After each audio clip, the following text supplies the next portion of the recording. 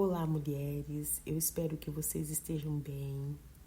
A nossa leitura de hoje é dia 122 de 365 dias. Inicialmente, leremos Juízes 15 e 16. Vamos lá? Passado algum tempo, nos dias da colheita do trigo, Sansão, levando um cabrito, foi visitar a sua mulher e dizia: Vou entrar no quarto da minha mulher, porém o pai dela não deixou entrar. Ele disse: Eu realmente pensei que você tinha muito ódio por ela, e por isso a dei ao seu companheiro. Mas você não concorda que a irmã mais nova é mais bonita do que ela? Fique com ela em lugar da outra. Mas Sansão disse: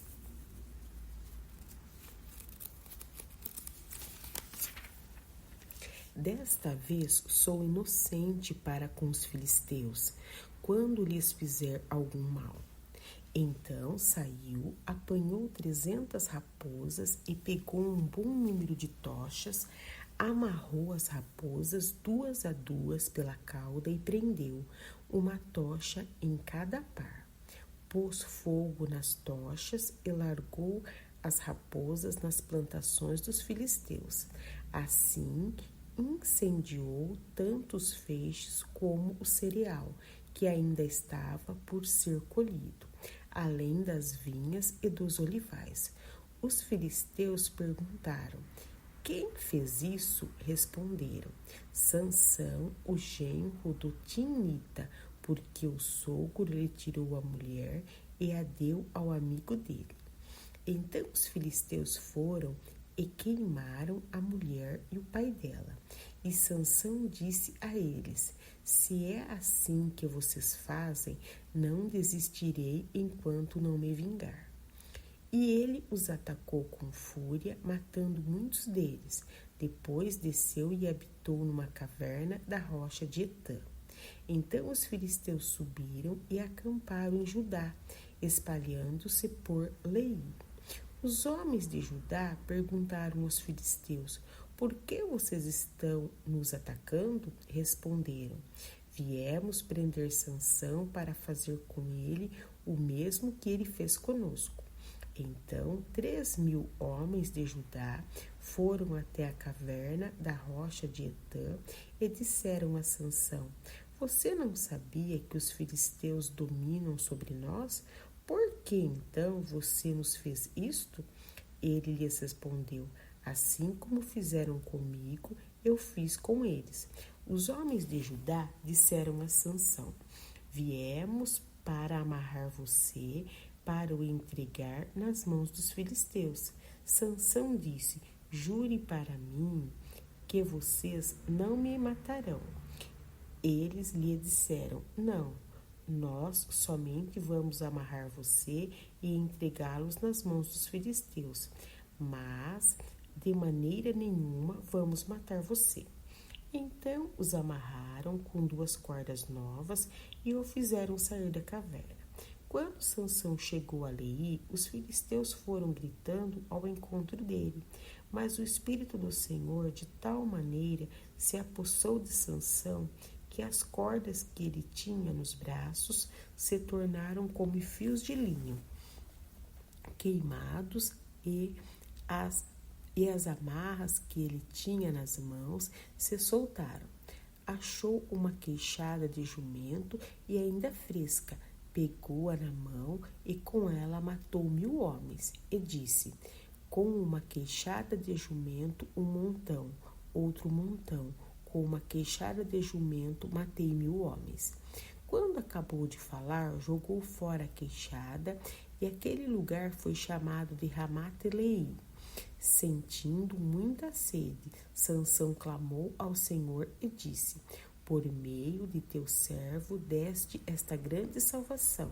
Será que agora vou morrer de sede e cair nas mãos desses incircuncisos?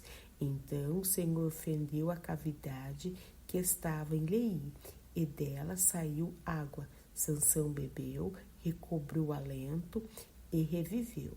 Por isso aquele lugar se chama a Coré até o dia de hoje. Sansão julgou Israel e nos dias dos filisteus durante 20 anos. Juízes 16. Sansão foi a Gaza, viu ali uma prostituta e teve relações com ela. Foi dito aos gazitas: Sansão chegou aqui.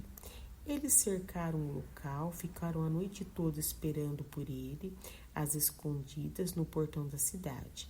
Ficaram em silêncio durante a noite, pois diziam: vamos esperar até o raiar do dia, então nós o matamos. Porém, Sansão ficou deitado somente até a meia-noite.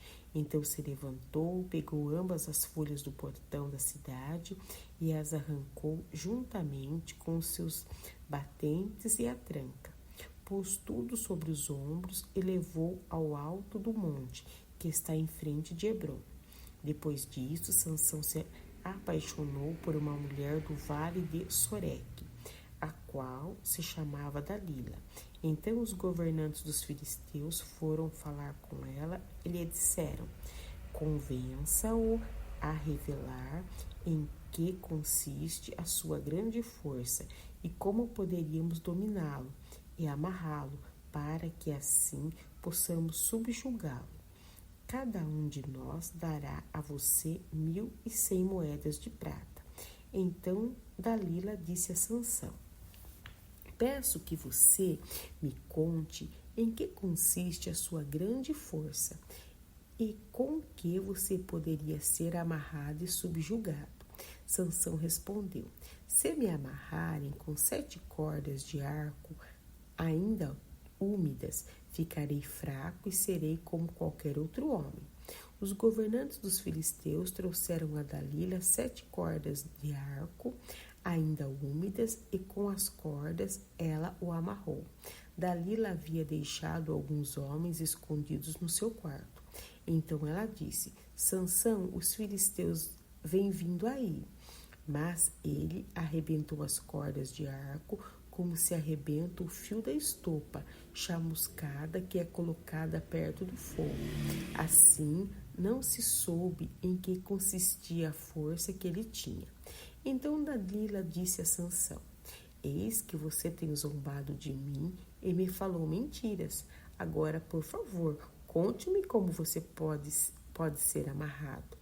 Ele lhe disse: se me amarrarem bem com cordas novas, que nunca foram usadas, ficarei fraco e serei como qualquer outro homem.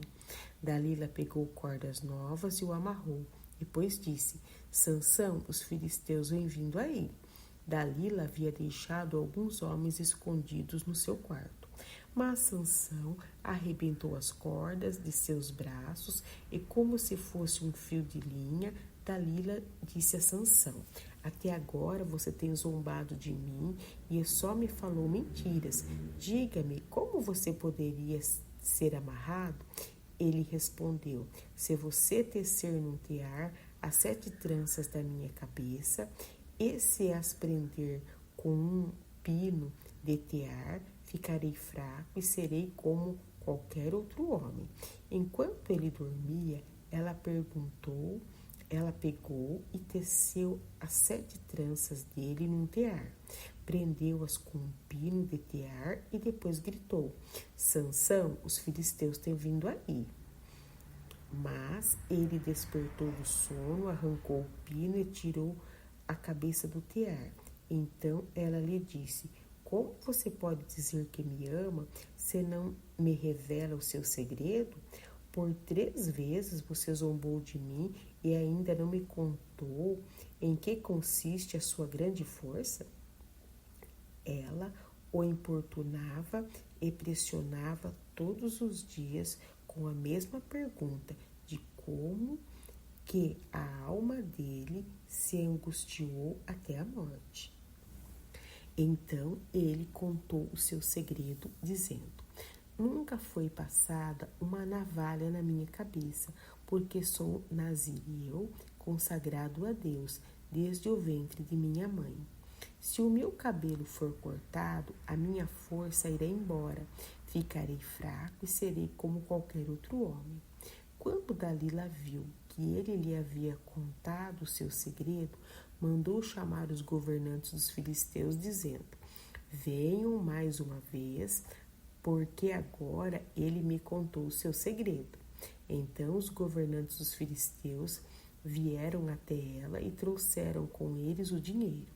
Dalila fez com que Sansão dormisse no colo dela e, tendo chamado um homem, mandou-lhe rapar-lhe as 7 tranças da cabeça. E assim começou a subjugá-lo. Sansão havia perdido a sua força. Então ela gritou: Sansão, os filisteus vêm vindo aí. Ele despertou do sono e disse consigo mesmo: vou sair como nas outras vezes e me livrarei. Mas ele não sabia ainda que o Senhor já se havia retirado dele. Então os filisteus o agarraram, furaram os olhos dele e o levaram para Gaza. Amarraram-no com correntes de bronze e o puseram a virar um moinho na prisão. Mas o cabelo da sua cabeça, logo após ser rapado, começou a crescer de novo. Os governantes dos filisteus se reuniram para oferecer um grande sacrifício ao seu deus Dagom, e para se alegrar diziam: o nosso Deus entregou o nosso inimigo Sansão nas nossas mãos. O povo, quando viu Sansão, louvava o seu Deus, dizendo: o nosso Deus entregou nas nossas mãos o nosso inimigo, aquele que destruía a nossa terra e multiplicava os nossos mortos. Com alegria no coração, disseram: mandem vir Sansão, para que ele nos divirta. Trouxeram Sansão do cárcere e ele os divertia. Quando o fizeram ficar em pé entre as colunas, Sansão disse ao moço que o guiava pela mão: deixe-me apalpar as colunas que sustentam o templo, para que eu possa me encostar nelas. Ora, o templo estava cheio de homens e mulheres, e também ali estavam todos os governantes dos filisteus. E sobre o teto havia uns 3.000 homens e mulheres que olhavam enquanto Sansão os divertia. Sansão clamou ao Senhor e disse: Senhor Deus, peço-te que te lembres de mim. Dai-me força só mais desta vez, ó Deus, para que eu me vingue dos filisteus, que furaram os meus olhos. Em seguida, Sansão abraçou-se às suas colunas do meio, que sustentavam o templo, e fez força sobre elas, com a mão direita em uma e com a mão esquerda na outra, e disse: que eu morra com os filisteus. E empurrou com toda a sua força, e o templo caiu sobre os governantes e sobre todo o povo que ali estava. Assim foram mais os que Sansão matou quando morreu do que os que ele havia matado durante toda a sua vida. Então os seus irmãos e toda a casa do seu pai foram buscar o corpo, e eles o levaram e sepultaram entre Zorá e Estaol, no túmulo de Manoá, seu pai. Sansão julgou Israel durante 20 anos. Agora leremos João, capítulo 2, versículos de 1 a 25. 3 dias depois, houve um casamento em Caná da Galileia, e a mãe de Jesus estava ali. Jesus também foi convidado e com os seus discípulos para o casamento. Tendo acabado o vinho, a mãe de Jesus lhe disse: eles não têm mais vinho. Mas Jesus respondeu: por que a senhora está me dizendo isso? Ainda não é chegada a minha hora. Então ela falou aos serventes: façam tudo o que ele disser. Estavam ali 6 potes de pedra que os judeus usavam para as purificações, e em cada um cabiam cerca de 100 litros. Jesus lhes disse: encham de água esses potes. E eles os encheram totalmente. Então lhes disse: agora tirem um pouco e levem ao responsável pela festa. Eles o fizeram. E quando o responsável pela festa provou a água transformada em vinho, ele não sabia de onde tinha vindo, por mais que os serventes que haviam tirado a água soubessem. Chamou o noivo e lhe disse: todos costumam servir primeiro o vinho bom, e quando já beberam muito, servem o vinho inferior. Você, porém, guardou o melhor vinho até agora. Assim, em Caná da Galileia, Jesus deu início aos seus sinais. Ele manifestou a sua glória e aos seus discípulos creram nele. Depois disso, ele foi a Cafarnaum com a sua mãe, seus irmãos e os seus discípulos, e ficaram ali não muitos dias. Estando próximo à Páscoa dos judeus, Jesus foi para Jerusalém e encontrou no templo os que vendiam bois, ovelhas e pombas, e também os cambistas assentados. Tendo feito um chicote de cordas, expulsou todos do templo, com as ovelhas e os bois, derramou o dinheiro dos cambistas pelo chão, virou as mesas e disse aos que vendiam as pombas: tirem estas coisas daqui, não façam da casa de meu pai uma casa de negócios. Os seus discípulos se lembraram que está escrito: o zelo da tua casa me consumirá. Então os judeus lhe perguntaram: que sinal você nos mostra para fazer essas coisas? Jesus lhes respondeu: destruam este santuário, e em 3 dias eu o levantarei. Os judeus responderam: este santuário foi edificado em 46 anos, e se você quer levantá-lo em 3 dias? Ele, porém, se referia ao santuário do seu corpo.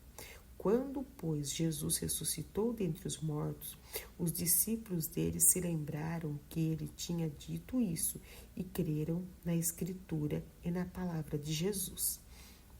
Estando Jesus em Jerusalém, durante a festa da Páscoa, muitos creram no seu nome, quando viram os sinais que ele fazia. Mas o próprio Jesus não confiava neles, porque conhecia a todos e não precisava que alguém lhes desse testemunho a respeito das pessoas, porque ele mesmo sabia o que era a natureza humana. Agora leremos Salmos 103. Bendiga minha alma ao Senhor, e tudo que há em mim, bendiga seu santo nome. Bendiga minha alma ao Senhor, e não se esqueça de nenhum só dos seus benefícios. Ele é quem perdoa todas as suas iniquidades, quem cura todas as suas enfermidades, quem da cova redime a sua vida e coroa você de graça e misericórdia. É ele quem enche de bens a sua vida, de modo que a sua mocidade se renova como a da águia. O Senhor faz justiça e julga todos os oprimidos. Manifestou os seus caminhos a Moisés e os seus feitos aos filhos de Israel. O Senhor é compassivo e bondoso, tardio em irar-se e rico em bondade. Não repreende perpetuamente, nem conserva para sempre a sua ira.